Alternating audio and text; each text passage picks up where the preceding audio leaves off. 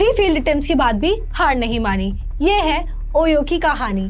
6,650 करोड़ का आईपीओ, 7 से 8 billion dollars की वैल्यूएशन और एक फाउंडर जिसको सबने ऑलरेडी कर दिया था रिजेक्ट। तो आज हम बात करेंगे कि क्या हुआ, कैसे हुआ और अब आगे क्या। ओयो की फाउंडिंग 2013 में हुई थी। रितेश अग्रवाल तब सिर्फ 19 साल के थे। आइडिया बहुत ही सिंपल था। बजट होटल्स के साथ पार्टनर करो, एक्सपीरियंस को स्टैंडर्डाइज करो, प्राइसिंग महंगी करो और कट लो। 2019 तक ओयो 800 से ज्यादा सिटीज और 35 से ज्यादा कंट्रीज में था और वैल्यूएशन भी थी करीब 10 बिलियन डॉलर्स की। सब कुछ बहुत फास्ट था, शायद कुछ ज्यादा ही। और फिर कोविड आया। गारंटीड रेवेन्यू कॉन्ट्रैक्ट्स जो हाइपर ग्रोथ की वजह से साइन हुए थे वो ओवरनाइट लायबिलिटीज बन गए। मास लेऑफ्स, इंटरनेशनल एग्जिट्स और कंपनी ने किया अग्रेसिव रीस्ट्रक्चर। दुनिया ने तो अज्यूम कर लिया था कि अब ये स्टोरी खत्म, लेकिन हुई नहीं, क्योंकि आईपीओ के लिए सिर्फ फाउंडर की जिद नहीं, सॉलिड बिजनेस भी चाहिए। फाइनेंशियल ईयर 2024 ओयो की हिस्ट्री का पहला प्रॉफिटेबल ईयर था। नेट प्रॉफिट 229 करोड़ रुपीस का था। ये टर्न अराउंड एक्सीडेंटल नहीं था। ओयो ने वीक मार्केट्स को एग्जिट कर दिया, कॉस्ट कट किया और ग्रोथ एट एनी कॉस्ट वाली मेंटालिटी को डेलिबरेटली छोड़ा। फिर एक बड़ा मूव आया। दिसंबर 2024 में ओयो ने बैकस्टोन से एक्वायर किया मोटेल 6 और स्टूडियो 6 और डील थी 525 मिलियन डॉलर्स की।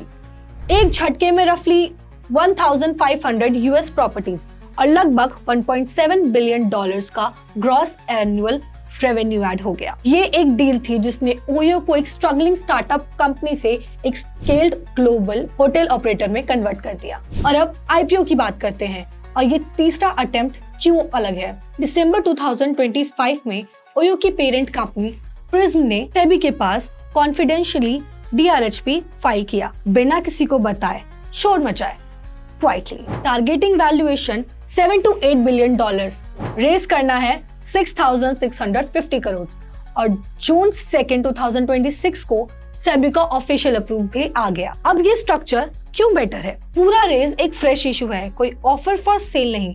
मतलब रिटेल इन्वेस्टर्स का पैसा कोई एग्जिस्टिंग शेयर होल्डर के एग्जिट फंड से नहीं कर रहा, वो जा रहा है डेप्ट रिडक्शन में, मोटेल 6 इंटीग्रेशन में और फ्यूचर ग्रोथ में। ये मीनिंगफुली क्लियर स्ट्रक्चर है। करंट रिपोर्ट्स सजेस्ट करते हैं कि सॉफ्ट बैंक इस आईपीओ में अपना स्टेक सेल नहीं कर रहा है, जो एक कॉन्फिडेंस सिग्नल है, अर्जेंसी नहीं। कंपनी सिर्फ होटल रूम्स तक नहीं रुकी, इंडिया में अयोध्या, काशी, तिरुपति जैसे रिलीजियस टूरिज्म पे फोकस किया और ये वेव रियल है और ओयो उस पर पकड़ बना रहा है।